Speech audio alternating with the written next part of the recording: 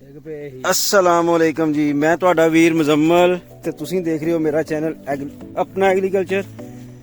ਤੇ ਇਨਸ਼ਾਅੱਲਾ ਜੀ ਇਹ ਹੁਣ ਅਸੀਂ ਮੇਰਾ ਕਜ਼ਨ ਵੀ ਆਇਆ ਹੋਇਆ ਤੇ ਸਾਡੇ ਬੱਚੇ ਵੀ ਆਏ ਹੋਏ ਨੇ ਤੇ ਅਲਹਮਦੁਲਿਲਾ ਇਹ ਸਾਡਾ ਜੀ ਲੈਮਨ ਲਿਮੂ ਅੱਲਾ ਖੈਰ ਕਰੇ ਜੀ। ਤੁਹਾਨੂੰ ਦੱਸਦੇ ਆ ਅਮਰੂਦ ਕਿਸ ਤਰ੍ਹਾਂ ਤੁੜਾਈ ਕਰਦੇ ਨੇ ਤੇ ਕਿਸ ਤਰ੍ਹਾਂ ਨਿਜ਼ਾਮ ਰੇ। ਦੇਖੋ ਮਾਸ਼ਾਅੱਲਾ ਅਮਰੂਦਾਂ ਦੇ ਢੇਰ ਲੱਗੇ ਹੋਏ ਨੇ ਮਾਸ਼ਾਅੱਲਾ ਜੀ।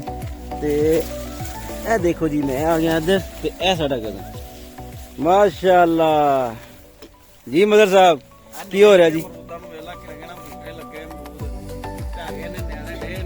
ਆਪਣੀ ਮਰਜ਼ੀ ਨਾਲ ਲਾ ਕੇ ਖਾ ਰਹੇ ਉਹੀ ਨਾ ਜੀ। ਤੇ ਕੀ ਕਹੋਗੇ ਕਿ ਇਹ ਕੰਦਮ ਸ਼ੰਦਮ ਦੀ ਕਿ ਤੁਸੀਂ ਪਾਣੀ ਬੜਾ ਜਲਦੀ ਦੇਤਾ? ਬਿਹਤਰੀਨ ਮਾਸ਼ਾਅੱਲਾ ਅੱਲਾ ਦੇ ਫਜ਼ਲੋ ਕਰਮ ਨਾਲ ਹੋ ਗਈ ਸੀ ਤੇ ਪਾਣੀ ਦੇਣਾ ਬੰਦਾ ਸੀ।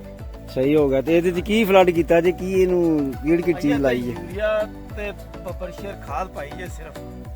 ਸਹੀ ਹੋ ਗਿਆ। ਉਸ ਤੋਂ ਬਾਅਦ ਇਹ ਪੈਤਰਾ ਹੋਏਗਾ ਤੇ ਫਿਰ ਇਹਦੇ ਤੇ ਸਪਰੇਅ ਮਾਰਾਂਗੇ ਗੰਦ ਵਾਲੀ। ਅੰਦਰ ਸਰੋਂ ਆ ਮਾਦੇ ਨੇ ਚਲਾਈ। ਸਹੀ ਹੋ ਗਿਆ ਜੀ। ਤੇ ਕਮਾਲ ਵੀ ਮਾਸ਼ਾਅੱਲਾ ਅੱਛਾ ਨਿਕਲਿਆ ਜੀ, ਸੋਹਣਾ ਨਿਕਲਿਆ। ਅੱਲਾ ਖੈਰ ਕਰੇ।